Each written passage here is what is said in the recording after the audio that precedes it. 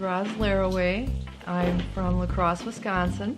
Grew up in Hutchinson, Minnesota, and moved here at 18, so been here a while.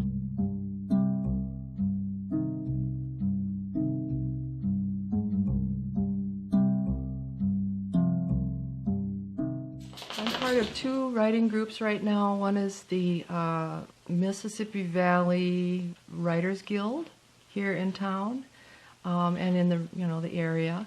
The other is the La Crosse Area Writers Group, of which we have a poets meetup specifically.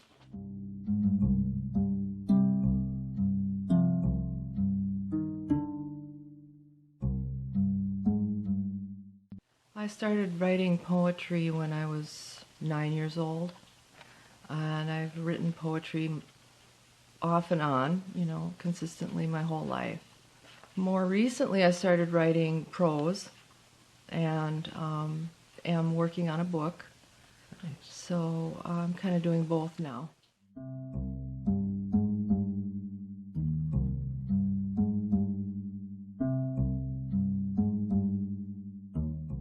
I've never had a poem published.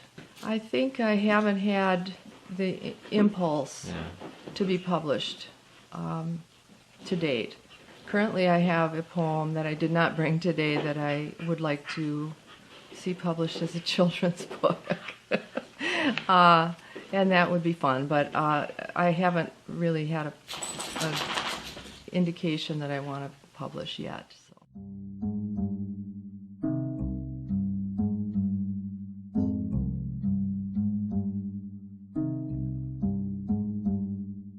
Two poets are my muses, Emily Dickinson and Mary Oliver. They're very nature-oriented, those two. That's part of it. Also, I am fascinated with Emily's paucity of language and depth of meaning.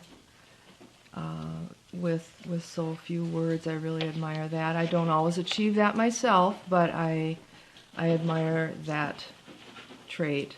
I feel that poetry, for me, is most potent when it is direct and clear.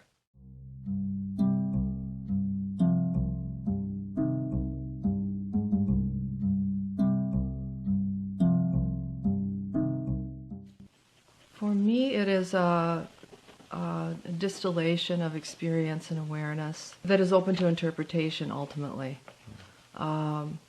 Prose is, to me, more descriptive in a sense of explaining. And in fact, I wrote a prose poem on that topic just recently I would like to read. Prose poem on poems. Writing translates experience and awareness, creating cogence. Is that a word? Of reality in all its dimension. When I share a poem, some people want explanation because apparently they don't follow my train, my stream, my translation. And who is responsible for that, the poet or the reader?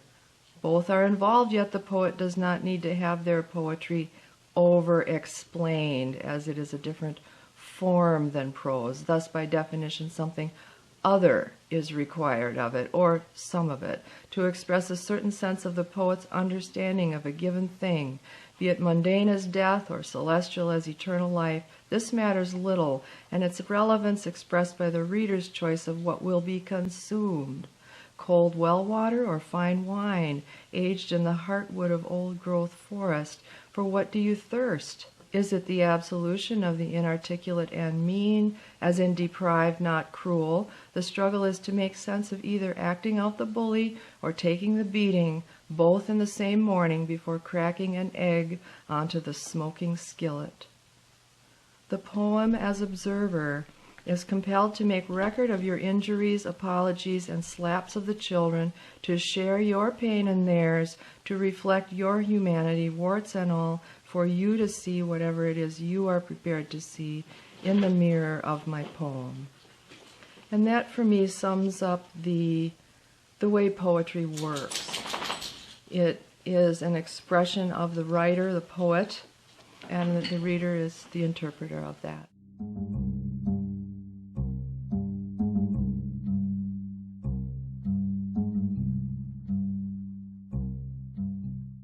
I'd like to get the book kind of fleshed out. I don't even want to say a date, but I guess in about a couple of years. It may take that long, maybe not. And the feedback I get on the book as I work with the Writers Guild is that there's a lot of poetry in the prose that I write, or there are poetic dimensions to it, which I really kind of enjoy the idea of it kind of being all of a piece, and yet expressed in a different way. Poetry for me all my life. There are times when I decide to write a poem. However, the majority of my poems are there. They're simply there. So I write them, and then I edit them, and I get input and change them. But yeah, so I don't have a goal in terms of poetry, which fits with my notion that I don't have a goal for being published either. So right. Yeah, I'm just interested in keeping writing.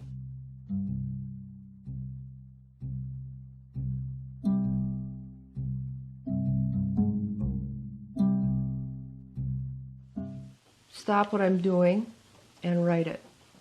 Then the other thing I know is important for me is, and it's not always mandatory, but quiet. So if I have a period of time where I'm not stimulated with other gadgets or sounds or things like that, that helps me tune in. There's a meditative quality to it, for sure. The other thing is I noticed when I was younger, I learned a trick. I had to trick myself from sort of over explaining or overthinking as I write a poem. And I used to describe it as stepping aside, so that there's this moment of an idea of a poem comes, and then the analysis comes with the writing, and it's too much too soon. One's own self-critique, just it would sort of cause it all to go, kind of abort, Disable it before it started. Yeah. So the trick too is to learn to allow the process to flow first, and then one can always come back and reevaluate and change things. But yeah, that's a real that was a critical thing to learn at one point.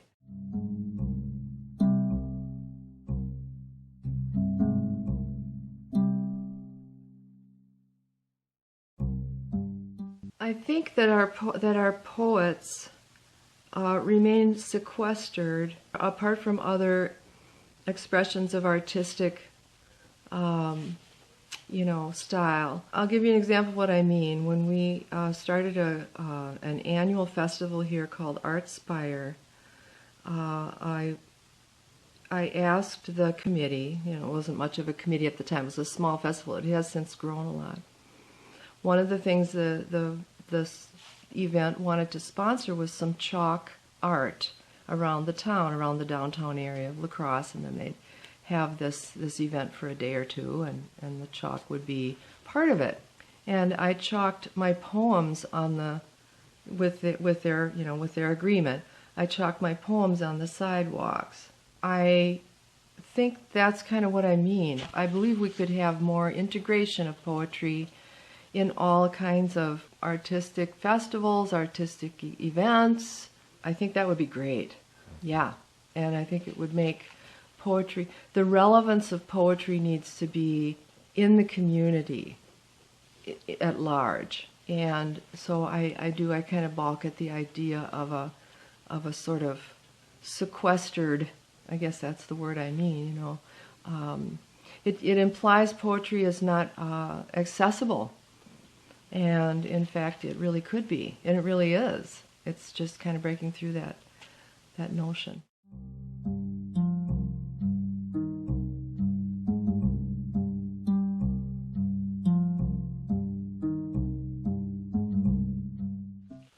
Weather cycle 24/7.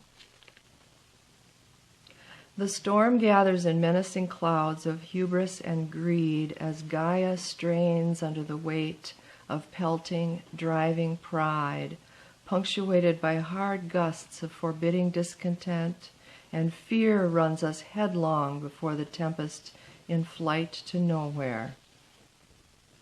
The storm glowers darkly in ever-expanding thundering threat. Shards of harsh light and accusation pierce with sporadic, relentless illumination of the ghastly scene that is what we have come to believe we have become. We witness the inferno so intimately and so devotedly portrayed and slavishly detailed as the scorching splendor of those levels articulated as hell to be realized, the hell to pay, as the inevitability of all that is and has been and will ever come to pass. Thus, our collective imagination is warmed to the task of fomenting enough despair to sweep all hope before the indomitable will for our own destruction. The storm rages on while life strains to birth, tears sting to relief, death stalks all that lives, and our lust for the next meal, the next high, the next orgasm never leaves us for longer than the moment it takes to scan the sky. Storms culminate and they pass, as time and history attest. Some who endure hell are born within it, who suffer the 7 levels of punishment and strain only to suck the oxygen of another day, are called unceasingly to mourning and to hunger and to longing and to desire. Storms build crescendo and break about our heads, and when they pass, uncertain survivors slowly emerge from the gloom, blinking and stunned, and realize they are thirsty. Next one is castings. Soil sifts through fingers, time drifts through moments, water flows through crevice. Reveling in early spring, paying annual homage to season's wheel, one encounters the lowly worm, writhing and helpless on the palm. This lowly soldier of transformation, this humble servant of earth's bounty, this eager processor creating anew, this alchemist conjuring black gold. And find myself in the glory of burgeoning green, pondering my mortality and my gratitude for the humble worm who turns the wheel, marking time, making change. Thus I sing in praise of the wondrous worm, harbinger of new life, and quiet sorcerer into whose care we all return. Gearing up. Life turns on a pivotal plane. No linear flow, not so, only swirling, turning, whirling. A pivotal action born of shared power, clicking us into new direction, which soon evolves toward home and familiar, and then whoosh, a new wind in our hair, a new spark in our eyes, a new dream in our soul, and we're off because life turns sudden on a pivotal plane, moving through intuitive vision, sparked and spiraled one by another, questing an inarticulate arrival, reaching up and out, straining and swirling, pushing and thirsting and connecting, ever entwining, ever dreaming, ever loving, ever onward. Whoosh. Unfettered. I do not own my favorite books. They light upon my bookshelves only briefly, then fly as falcons to the grasp of their next target, who blinks in surprise at the power and portent of their impact, and when only just absorbed, takes further flight for falconers unwitting, leaving only a feather on the floor, sharp-edged and exquisite, an elegant bookmark. And finally, Love Tide. I place myself in the path of your seduction, and you do what you always do. Relentlessly play me for a fool, which I am, unabashed and without reservation, when you come to me. There really is no point in my resistance to your siren song and coy whispers, even though eventually, inevitably, you reveal another mood and slap me down with a careless wave. No matter, I have no pride and must believe when my heart gets desperate enough and I turn back to you to see what I am longing for in your reflection and dive back in.